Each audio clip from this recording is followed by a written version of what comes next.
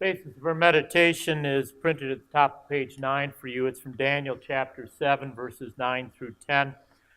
Keep in mind, Daniel is penned by a man who lives in exile, probably had spent most of his adult life in exile during that period when Israel was punished, in time out, if you will, dragged away from their homeland to live in Babylon as not always slaves, but certainly second-class citizens.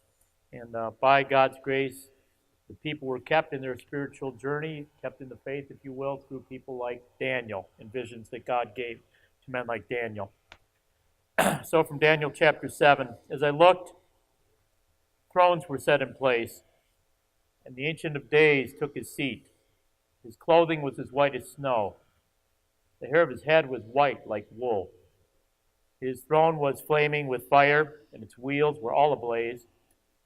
A river of fire was flowing, coming out from before him. Thousands upon thousands attended him. 10,000 times 10,000 stood before him. The court was seated, and the books were opened. The story goes something like this. It's been repeated for me now, I think, 27 years. I was not present, but I've heard the story often from someone who was there. Setting is a hospice facility. A 52-year-old man, last throes of brain cancer, literally the final moments of his earthly journey.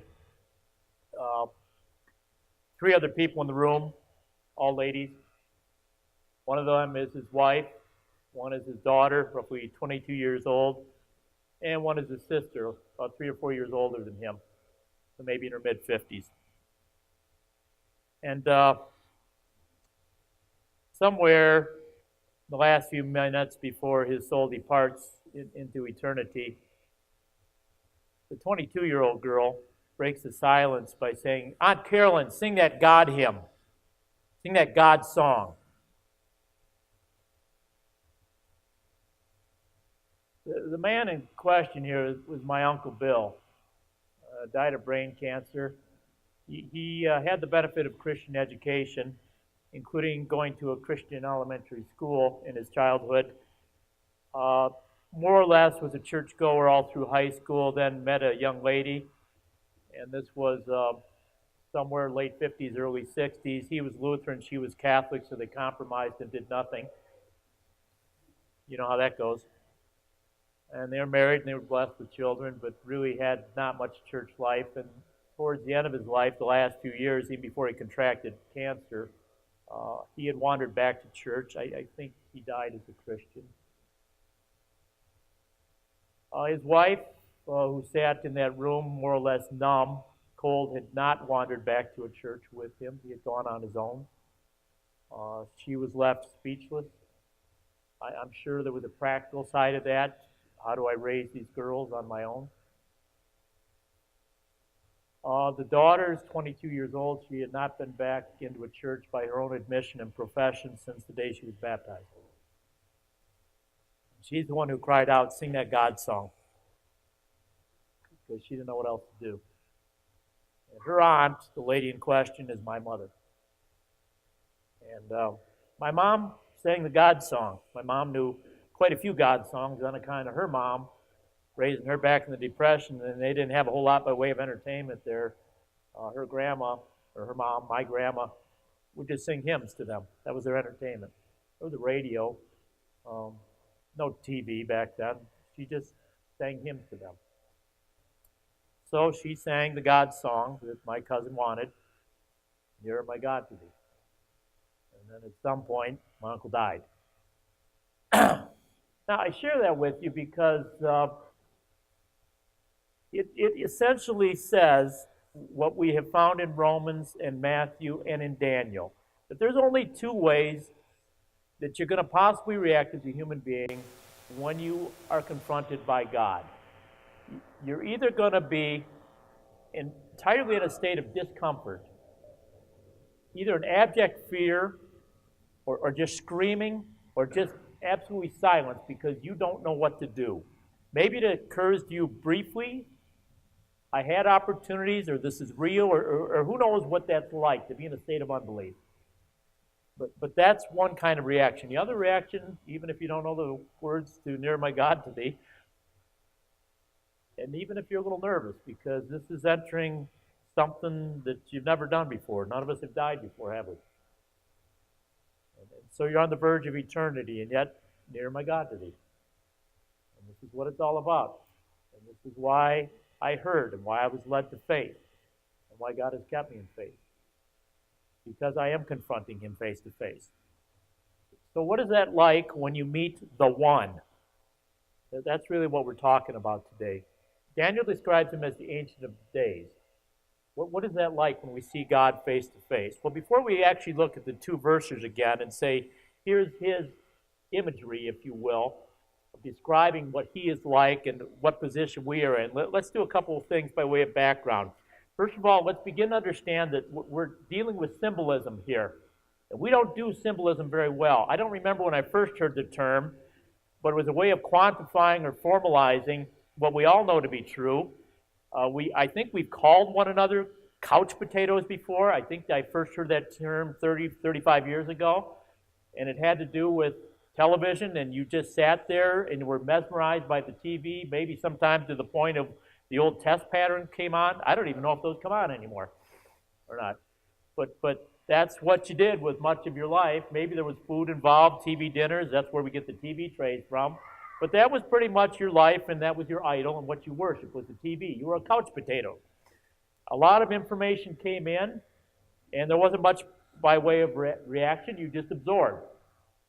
And that was it. You didn't learn much. You watched a lot, you heard a lot, but you didn't learn much. What would we call it today? Now that we have not only television, but we got a screen, or we got this device in which 90% of the world's knowledge is right in there. Maybe it's 100% now. Maybe they finalized it overnight. We got 100% of knowledge in that little thing that's in your pockets right now. What would we call that nowadays? Where you are constantly being informed and constantly learning, constantly confronted. That's somewhere beyond couch potato. I don't even know what to call it. I would say zombie, but we've got that weird show on AMC now. And zombies mean something different than what they meant back in the day. But you know what I'm talking about, that we are constantly being educated and informed and just filled up with knowledge. And yet we have maybe lost the ability to think and contemplate and ponder. I want you to set that aside for a moment, because what you have here in 4 lines of English, several lines in Hebrew, is the way in which God encountered, confronted, whatever term you want to use, the world prior to the time of Jesus. And really, to this day, it's how he confronts. He has not updated these words and said, oh, by the way, here's a visual. He simply says, here's the words. Think about them. Imagine them, what it's like. Look at the adjectives. Think of what that throne room is like as God confronts the human race and sets himself up as judge and jury. So that's the symbolism. The second thing you want to keep in mind would be the history. Daniel is not just visions. Daniel also contains some historical records. And God enables Daniel to see and quantify not only what happened in the past and what's currently going on, but even into the future. And Daniel chapter 7 contains huge chunks of that history, if you will, including what's coming up. In the verses early in chapter 7, God gives Daniel some visions of creatures. You can't simply call all of them animals, because one of them is described as simply indescribable, and several of them are combinations of what we would call animals. And each of these animals represent a nation, a conquering nation, if you will. The first of which is in verse 4. It's a lion, and yet it has wings like an eagle. An odd figure. Maybe you've seen representations of this. And it represented or symbolized the current power in the Middle Eastern world, which was Babylon. A people that are very advanced, if you will, culturally, education-wise, very, very advanced, and they did kind of the army thing on the side. Because if we're going to take over the world, we're going to have an army. But that only interested them to some degree. They were much more fascinated by the sky and the way the world worked, and words and concepts, and partying and living the good life and being rich. And that's who took Israel into captivity And then shortly thereafter, God took them out, because here comes the second creature, described as a bear gnawing on ribs. Visualize that for a moment. Maybe sitting up, just some ribs, probably not beef, human ribs.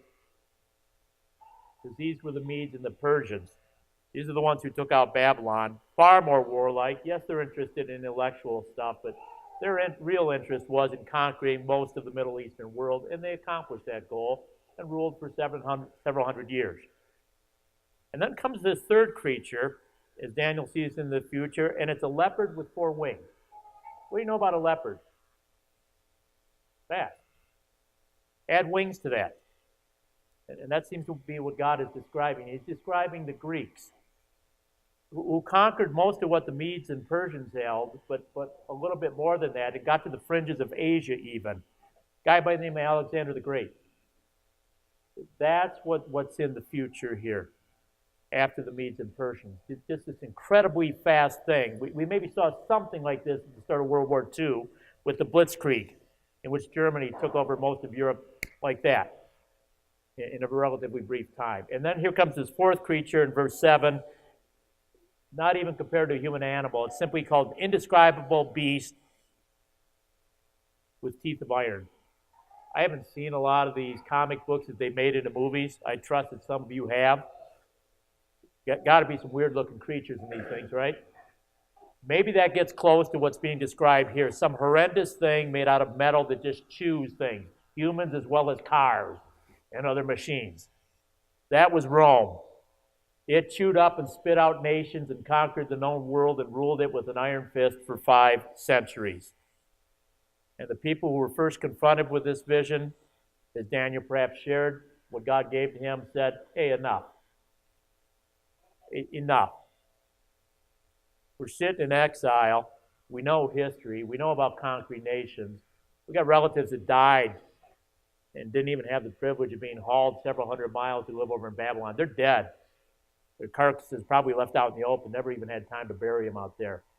So don't talk to us about history and nasty nations. And yet God says, I will talk to you about history because you need to know. Babylon was raised up by me and taken down by me. Did the same with the Medes and Persians. Did the same with the Greeks. Rome seemed like it would go on forever, and that's the way that they talk. We're Rome. We will rule forever. And God took them out too. And that's the historical perspective that God gives to people before he gives them this vision. I am always in control of nations. I raise them up and I bring them down as I see fit. And then the final thing by way of background would be the language of this particular session. Some of you are pretty sharp. I come to Abiding Love. I know I'm not dealing with lightweights. I don't mind preaching here. I get scared at Bible class because you guys know your stuff. You might know it better than me. So I can say to you, the Old Testament was written in which language? Hebrew. Yeah, that's more than I'm going to get in most mission churches.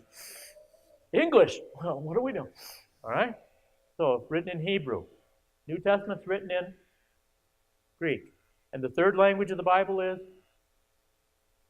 Huh? Thought somebody had it. Well, Latin, Luther's day. Called Aramaic. Original manuscript. Some of it's written in Aramaic. Aramaic is also a Semitic language. It's a language that was used by Babylonian people. The Jewish people acquired. It's not that dissimilar from the Hebrew language. And when they return to the Promised Land, they mostly speak Aramaic. Several hundred years later, Jesus comes onto the planet. He knows Hebrew. Jesus knows Greek. But his daily language, the language of his country, is Aramaic. Now, you can understand the Hebrew in the Old Testament because Israel's God's chosen people, and he wants them to share some of this with the world. So, of course, he's going to speak in their language. You can understand Greek in the New Testament because that's the universal language, somewhat like English or Spanish would be nowadays, right? But why Aramaic? Why in the middle of the Old Testament, when everything else has been in Hebrew, does he put it in Aramaic? One of only 2 places in the entire Bible where the original language is Aramaic. God doesn't tell us specifically, but common sense would say, well, this was meant for more than the Jewish people.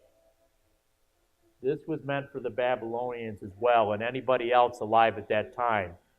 Because ultimately God cared about them, God sought to rescue them, God would judge them. And so this message of judgment is there for the entire world to contemplate, including us. And now let's look at the verses. Verse 9.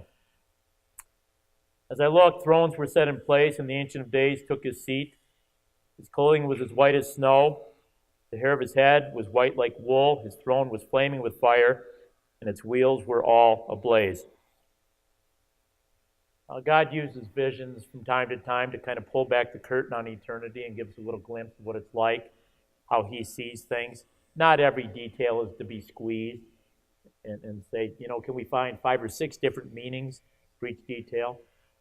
And yet the details are there for us to learn something about God. And it seems to be as simple as this. The first one, he says, I'm the Ancient of Days. He's got some age on him. It's roughly comparable to the word that we're more familiar with, Jehovah, Yahweh. First given to Moses. You need a name for me? Call me Yahweh. I am. I was, I am, and I will be. That's why Jesus got in trouble when he said, before Abraham was, I am. Bad grammar, but they knew what he was saying.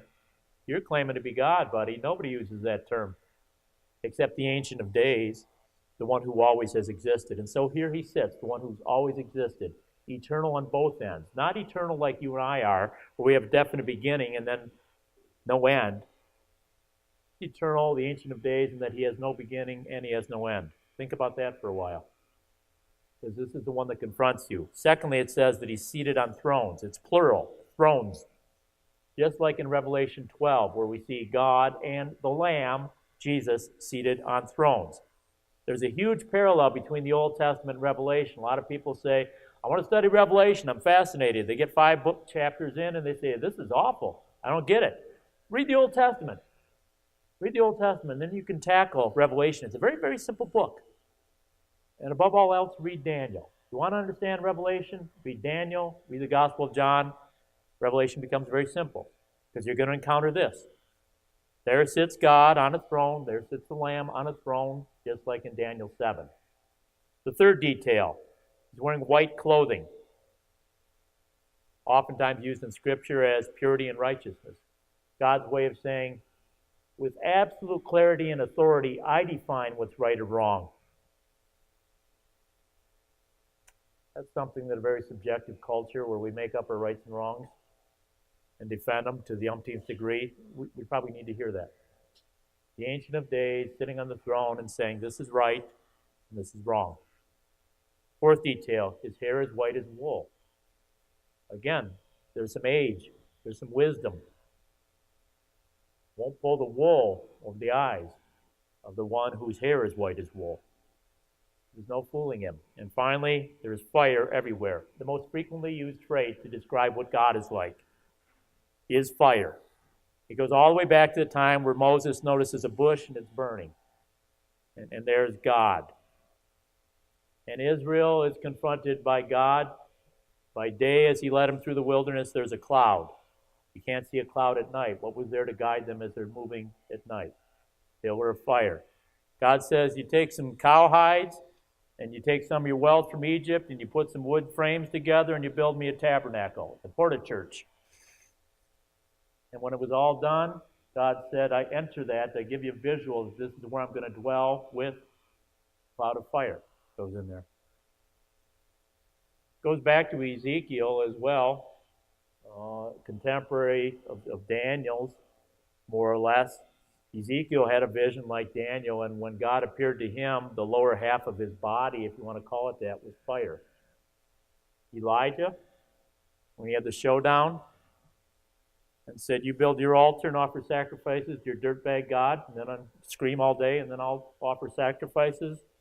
God didn't zap them like that. It wasn't microwave. It was fire that ate the sacrifices and ate the stones. Jesus, described in, again, Revelation. He's got eyes. Chapter 1, chapter 18. What are Jesus' eyes like? They're described as fire. the consistent metaphor used by God to describe what he is like. Now, I don't think this is hard for us to imagine because you saw the video clips of the fires in California, right? You remember Stone Mountain? Isn't that what it was called here in Colorado 20-some years ago? Remember the visual, that fire? And maybe you saw this movie, Brave something or the other. It's been out here. And I'm sure that in that movie, I haven't seen it, they depict fire, right? That's the image that God uses. And rightly so, because what is God saying? We know that fire destroys, and it plays no favorites. And old people and helpless people and innocent people died in a fire in California very, very recently. It destroys, but it also purifies. When you want to make metal pure, you put fire on it, not water. You want to make gold pure, it's used fire. And so God is saying here, whether I'm destroying with this fire or whether I'm purifying with the fire, as Peter describes our faith, that he purifies you and makes you stronger, I am in control here. That's the imagery of the fire. I'm in control, says the Ancient of Days. And then the judgment takes place. Verse 10. A river of fire was flowing, coming out from before him. Thousands upon thousands attended him. 10,000 times 10,000 stood before him. The court was seated, and the books were open. You guys remember Johnny Carson? So apologies to anybody 40 and under. Did the Late Show before we had all the hipsters come along. And Johnny Carson, a comedian, got a lot of mileage out of the fire in the river in Cleveland back in the 60s. Anybody remember that? The river caught on fire in Cleveland. And there were a lot of jokes about that. Except if you grew up where I grew up. Little town called Saginaw, right there in the armpit of Michigan. We had a river too, also polluted. Dow Chemical floated stuff through there. General Motors and all the chemicals they used for making car parts floated stuff into that river. The lumber industry just dumped stuff in that river, and our river caught on fire too. So it's a laughing matter, ha ha ha, until you confront it here. It's not so funny. This is the way God portrays Judgment Day. He says it's like a river of fire that both consumes and yet purifies, just as a forest fire does. It consumes and entirely burns away, but it also purifies the ground, if you will, and seedlings pop up. And this imagery is important. He says river of fire. It's as certain as the flow of lava. We have yet to be able to stop lava when a mountain spews its guts and starts pouring out. Don't think this is true? Take a trip to Hawaii and look at that thing on the Big Island. And they don't try to deal with it or stop it or anything. When the thing's live, the roads are shut down. If it destroys the roads, we're going to have to wait till it cools off and build new roads. There is nothing that we've invented to stop a river of fire. And we don't even try. It's inevitable. That's what God's saying here. This is inevitable. He says thousands attend him. This is Lord Sabaoth. This is all the angels, the messengers that he uses from time to time to carry out his will. It's the ones that Jesus said, you know, I could call legions of the angels, but I choose not to right now. I'll occasionally send an angel to help or to do this or that thing, we're told. But Judgment Day, he holds them back no more. And he says, all hands on deck, judgment of the world, you all carry out your task. That's the thousands attend. And then the court and the books. Back then they kept records too. They carved it into leather, into animal skins, or sometimes they would carve it into rock, sometimes into a plaster type substance, and they would keep records of what the courts did or did not do, what the case was, what the jury decided, what the judge said, what the punishment was or was not. And God is using that imagery, except he doesn't really have a book. It's all right there for every one of us. And he distinguishes, like he says in Matthew 25, there is belief, and to those who have been led to faith, this is how they demonstrate their faith, and there is unbelief. And to those who have rejected the message, this is how they kind of live out their lives. That's the Ancient of Days in Daniel chapter 9 and 10. You will see this. You will see this. And there are but two reactions. Either you go numb with fear, or even if you don't know the words to it, you understand, nearer my God to thee.